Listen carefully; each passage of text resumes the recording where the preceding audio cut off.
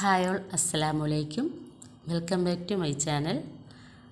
ഇന്നത്തേത് ഒരു അടിപൊളിയായിട്ടുള്ളൊരു ബ്രൗണിയുടെ റെസിപ്പിയാണ്. നല്ല പെർഫെക്റ്റ് ആയിട്ടുള്ളൊരു ഒട്ടും ഫ്ലോപ്പ് ആവാത്തൊരു റെസിപ്പി കൂടിയാണിത്. വീഡിയോയിലോട്ട് പോകും മുന്നേ എൻ്റെ ഈ ചാനൽ ആദ്യമായിട്ട് കാണുന്ന ഫ്രണ്ട്സ് ഉണ്ടെങ്കിൽ ഒന്ന് ലൈക്കും സബ്സ്ക്രൈബ് ചെയ്ത് കൂടി സപ്പോർട്ട് ചെയ്യാൻ മറക്കരുത്. ഓവനും ബീറ്ററും ബേക്കിംഗ് പൗഡറും ബേക്കിംഗ് സോഡയും ഇല്ലാതെ തന്നെ ഒരു അടിപൊളിയായിട്ടുള്ള ബ്രൗണി നമുക്ക് വീട്ടിൽ തന്നെ ചെയ്തെടുക്കാവുന്നതാണ്. സാധാരണ കേക്കിൻ്റെ ടെക്സ്ചറല്ല ബ്രൗണിക്കുള്ളത്. കുറച്ചുകൂടി ഒന്ന് ചെറിയൊരു ഹാർഡായിരിക്കും, ഒരു ചൂയി ടൈപ്പായിരിക്കും. അതുപോലെ തന്നെ മേൽഭാഗത്ത് കുറച്ച് ക്രാക്കൊക്കെ വീണ് ചെറിയൊരു ക്രിസ്പി ആയിട്ടുള്ളൊരു ലെയറൊക്കെ ആയിരിക്കും. അതേപോലെ സെയിം ടെക്സ്ചറിലുള്ളൊരു അടിപൊളി ബ്രൗണിയുടെ റെസിപ്പിയാണ്. എന്തായാലും ഇത് ട്രൈ ചെയ്ത് നോക്കണം. എന്തായാലും ഇത് കുട്ടികൾക്കായാലും മുതിർന്നവർക്കായാലും ഒരുപോലെ ഇഷ്ടപ്പെടുന്ന ഒരു ഐറ്റം ആയിരിക്കും. ഇത് നമുക്ക് ഇതുപോലെ തന്നെ കഴിക്കാം, നല്ല ടേസ്റ്റാണ്. അല്ലെങ്കിൽ നമുക്ക് വാനില ഐസ്ക്രീമിനൊപ്പവും ഇത് സെർവ് ചെയ്യാവുന്നതാണ്. രണ്ടും ഒരു അടിപൊളി ടേസ്റ്റാണ്.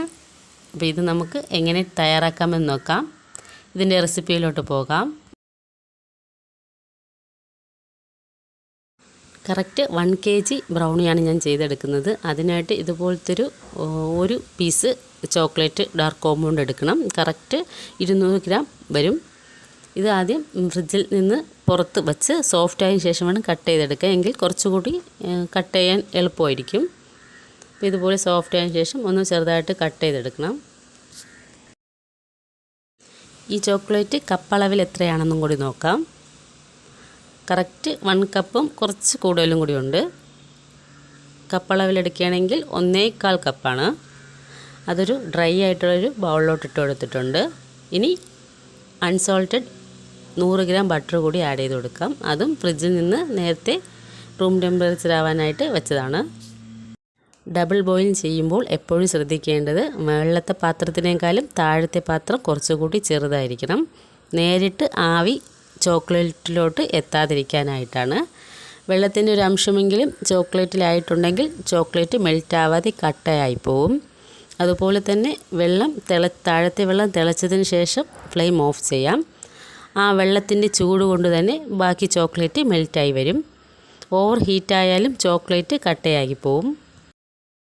ചോക്ലേറ്റും ബട്ടറും ഒക്കെ നന്നായി മെൽറ്റായി തുടങ്ങിയിട്ടുണ്ട്. ഒന്ന് മെൽറ്റായി തുടങ്ങിയതിന് ശേഷം നന്നായിട്ടത് ഡ്രൈ ആയിട്ടുള്ളൊരു സ്പൂൺ കൊണ്ട് മിക്സ് ചെയ്ത് കൊടുക്കണം. ഇപ്പോൾ നന്നായിട്ട് മെൽറ്റായി വന്നിട്ടുണ്ട്. നല്ല ചൂടുണ്ട്. ഇതിനി തണുക്കാനായിട്ട് മാറ്റി വയ്ക്കാം. ഇനി കേക്കിൻ്റെ മേൽഭാഗത്ത് ഇടാനായിട്ടുള്ള നട്ട്സ് ഞാൻ എടുത്തിട്ടുണ്ട്. അതൊന്ന് ക്രഷ് ചെയ്ത് കൂടി എടുക്കാം. നട്ട്സ് ഏത് വേണമെങ്കിലും നിങ്ങൾക്ക് ഇഷ്ടമുള്ളത് എടുക്കാം. അത് ക്രഷ് ചെയ്തെടുത്തിട്ടുണ്ട്. ഇത് മാറ്റി വയ്ക്കാം. ഇനി വേറൊരു ഡ്രൈ ആയിട്ടൊരു ബൗൾ എടുക്കാം. ഇതിലോട്ട് 2 മുട്ട പൊട്ടിച്ചൊഴിച്ച് കൊടുക്കാം.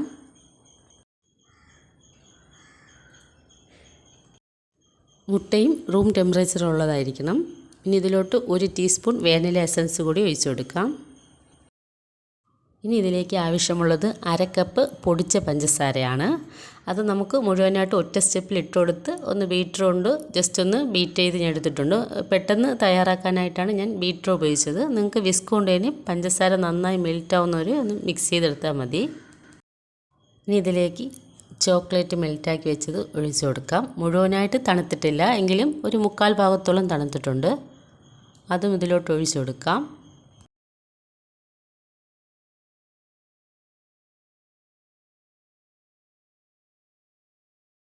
ഇനി ഒന്ന് നന്നായിട്ട് മിക്സ് ചെയ്തെടുക്കാം.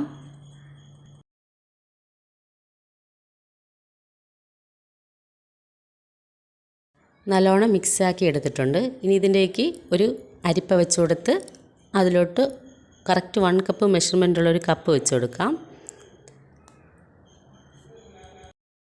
ഇതിലോട്ട് 1/4 കപ്പ് കോക്കോ പൗഡർ ഇട്ട് കൊടുക്കാം. ബാക്കി മൈദ കൊണ്ട് ഈ 1 കപ്പ് ഫില്ല് ചെയ്ത് കൊടുക്കാം.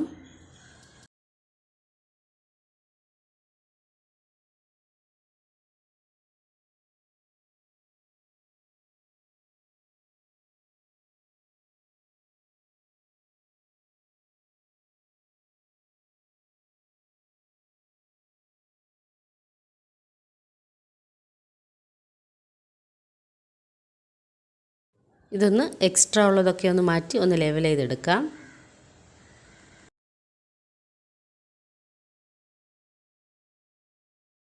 ഇനി ഒറ്റ സ്റ്റെപ്പായിട്ട് തന്നെ ഈ അരിപ്പയിലോട്ട് ഇട്ട് കൊടുക്കാം. ഇത് നന്നായിട്ടൊന്ന് അരിച്ചെടുക്കാം.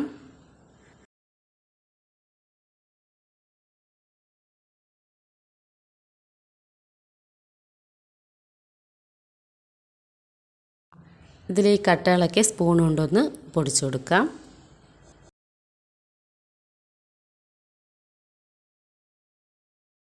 ഇനി ഇതൊന്ന് മിക്സ് ചെയ്തെടുക്കാം.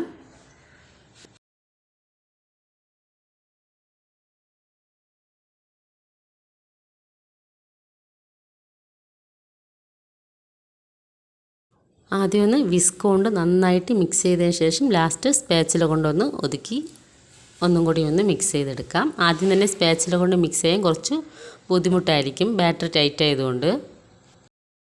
സാധാരണ കേക്കിൻ്റെ ബാറ്ററൊക്കെ കുറച്ചുകൂടി ലൂസായിരിക്കും. ബ്രൗണിയുടേത് കുറച്ച് തിക്കാണ്.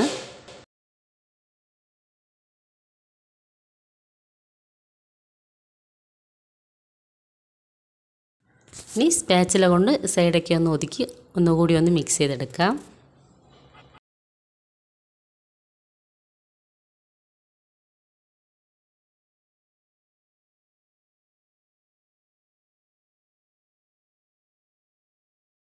ഇപ്പോൾ മുഴുവനായിട്ട് മിക്സ് ചെയ്തെടുത്തിട്ടുണ്ട്. ഇത്രയും തിക്കാണ് ഇതിൻ്റെ ബാറ്റർ.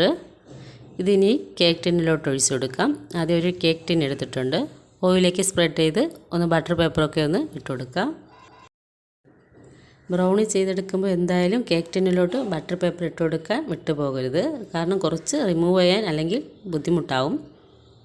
ബട്ടർ പേപ്പർ ഇട്ട് കൊടുക്കുകയാണെങ്കിൽ പെട്ടെന്ന് റിമൂവ് ചെയ്തെടുക്കാം.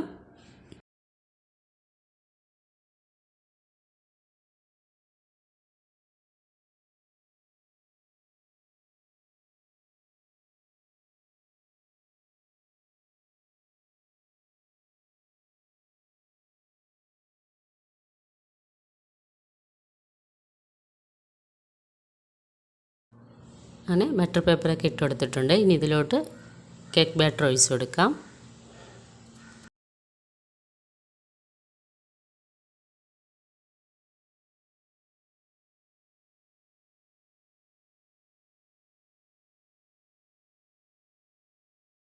അങ്ങനെ മുഴുവനായിട്ട് കേക്ക് ടിന്നിൽ ഒഴിച്ചതിന് ശേഷം നന്നായിട്ടൊന്ന് ടാപ്പ് ചെയ്തെടുക്കണം, അതിൽ എയർ ബബിൾസൊക്കെ പോകാനായിട്ട്.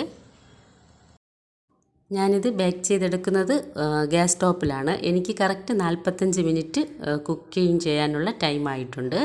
ഓരോരുത്തരെയും ഫ്ലെയിം അനുസരിച്ചിരിക്കും. 1 മണിക്കൂർ വരെ ആകാനും ചാൻസ് ഉണ്ട്. ഇനി ഇതിലേക്കുള്ള നട്ട്സൊക്കെ മുകളിലോട്ട് ഇട്ട് കൊടുക്കാം. നട്ട്സ് ഇടണമെന്ന് നിർബന്ധമൊന്നുമില്ല, ഓരോരുത്തരുടെ ഇഷ്ടം അനുസരിച്ച് ഇട്ട് കൊടുത്താൽ മതി. പ്ലെയിനായിട്ട് നമുക്ക് ബ്രൗണി ചെയ്തെടുക്കാവുന്നതാണ്.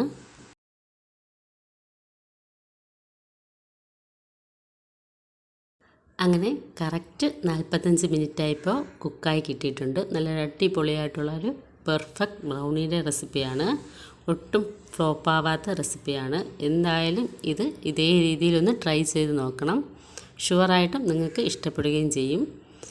ഇതുപോലൊരു നല്ലൊരു വീഡിയോ ഇട്ട് ഇനി വരുന്നത് വരെ താങ്ക്സ് ഫോർ വാച്ചിങ്.